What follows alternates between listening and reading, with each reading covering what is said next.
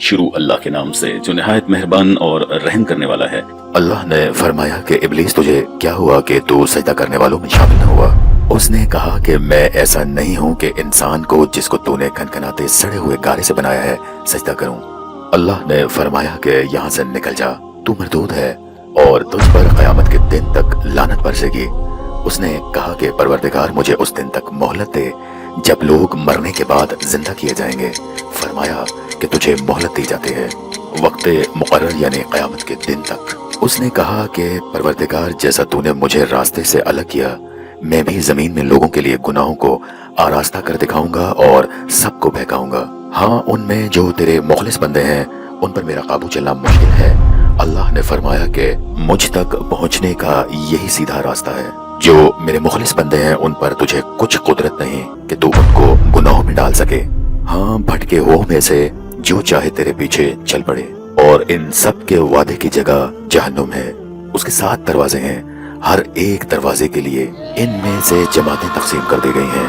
جو متقی ہیں وہ باغوں اور چشموں میں ہوں گے، ان سے کہا جائے گا کہ ان میں سلامتی کے ساتھ داخل ہو جاؤ، اور ان کے دلوں میں جو نفرت و گندگی ہوگی ہم اس کو نکال کر صاف کر دیں گے، گویا بھائی بھائی تختوں پر ایک دوسرے کے سامنے بیٹھے ہوں گے، نہ ان کو وہاں کوئی تکلیف پہنچے گی اور نہ وہ وہاں سے نکالے جائیں گے۔ اے پیغمبر میرے بندوں کو بتا دو کہ میں بڑا بخشنے والا اور مہربان ہوں، اور یہ کہ میرا عذاب بھی بڑا درد دینے والا عذاب ہے۔ اور ان کو ابراہیم کے مہمانوں کا احوال سناؤ۔ جب وہ ابراہیم کے پاس آئے تو سلام کہا، انہوں نے کہا ہمیں تو تم سے ڈر لگتا ہے۔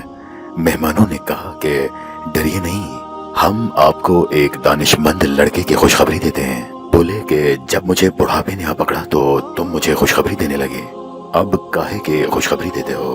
انہوں نے کہا کہ ہم آپ کو سچی خوشخبری دیتے ہیں، آپ مایوس نہ ہوں۔ ابراہیم نے کہا کہ اللہ کی رحمت سے میں مایوس کیوں ہونے لگا؟